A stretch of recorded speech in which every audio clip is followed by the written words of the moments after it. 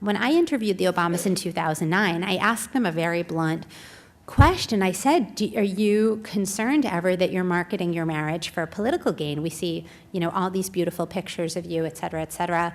They really pushed back on the question. They said, they acted like they were almost kind of passive participants in the whole process. They said, people take these pictures of us and they end up out there, and we never sort of intentionally market our marriage. But lo and behold, a year later, there was a meeting in the Oval Office right before midterms. Michelle Obama had been very reluctant to campaign for midterms. She had withheld her agreement for about a year for a couple of reasons, one of which is that she wanted to see the White House political team really organized, really strategic. These were the people who had contributed to the loss of Scott Brown's seat in Massachusetts. She didn't feel they fully had their act together.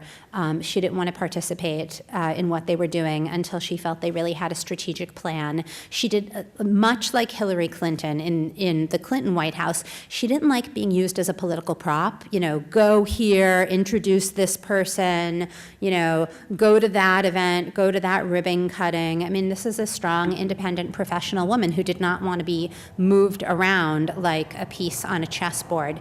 So they finally had this meeting in the Oval Office for both the president and first lady to convince Michelle Obama to campaign for midterms. And so the Obamas sat there, and the White House political team came up to them one by one and presented them with all this information about the political potency of the Obama marriage. And the polling and the stats that they showed basically said, look, do Democrats like seeing the president alone? Sure. But what Democrats really love is seeing the Obamas together. And so and Michelle Obama was very persuaded by the data that they had. So really just a couple of weeks later, I was in Pennsylvania covering the midterms, and I noticed all these posters around town that said things like, vote for Joe Sestak, who was a local candidate, and yet the picture on them was not a picture of Joe Sestak. It was a picture of the Obamas with their arms linked, arm in arm, looking at each other, looking at the crowd, et cetera, et cetera.